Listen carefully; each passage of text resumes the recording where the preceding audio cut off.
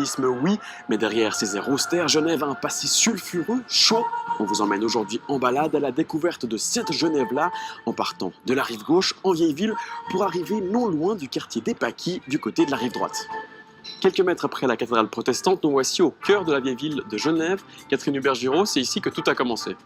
Oui, au XVe siècle, le prince-évêque a décidé de tout concentrer l'activité du commerce du sexe ici, dans ces rues-là. C'était la rue des Belles-Filles, la rue Chausse-Coq. À l'époque, ça s'appelait la rue Chausse-Cul. Chausse-Cul, voire Chausse-Con, devenue rue Chausse-Coq. Là où vous avez la lanterne, c'était une maison close au Moyen-Âge. Alors là, on est au cœur des rues basses de Genève, on voit des enseignes, des commerces, mais au 19e siècle, c'était une toute autre ambiance. Oui, alors il y avait toujours beaucoup de commerces, mais il y en avait particulier, c'était des maisons closes, réglementaires et clandestines. Devant nous, il y en avait 3 de très connues, dont celle où il y a la parfumerie aujourd'hui. C'est là où il y avait le plus de business. On sait que ça marchait bien parce qu'elle payait pas mal d'impôts. Et c'est à quel moment que les maisons closes ont disparu progressivement? Ça a été décidé à Genève d'interdire les maisons closes. Et ça, c'est en 1925. À partir de ce moment-là, la prostitution à Genève se déplace de la rive gauche à la rive droite. Petit crochet devant le cinéma Splendide, l'ancien cinéma X. Ici, dans les années 60 à 80, on voyait des files de plusieurs mètres à l'entrée. Mais le Covid a eu raison de cet endroit, il est fermé depuis quelques années.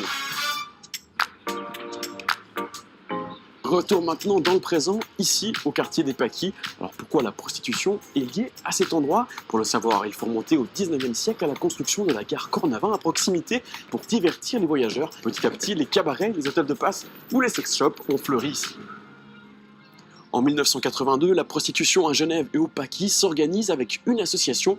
Tout ça naît de l'idée d'une artiste, peintre, écrivaine et péripatéticienne. Griselidis nous a légué toutes ses archives militantes, donc qui recouvrent beaucoup de documents historiques, de coupures de presse, d'échanges qu'elle avait à ce moment-là avec les premières organisations de soutien aux travailleuses du sexe qui naissaient. Et puis on a aussi de nombreux ouvrages sur la prostitution. Comment la prostitution a évolué à Genève? On en est où aujourd'hui? Il y a eu des lois sur la prostitution qui réglementent l'activité, que ce soit des personnes qui travaillent de manière tout à fait indépendante ou des établissements érotiques ou des agences. C'est un milieu qui évolue beaucoup, qui continue d'évoluer. Et si vous voulez vous aussi en savoir plus sur la prostitution, eh bien sachez que ces archives sont accessibles au public.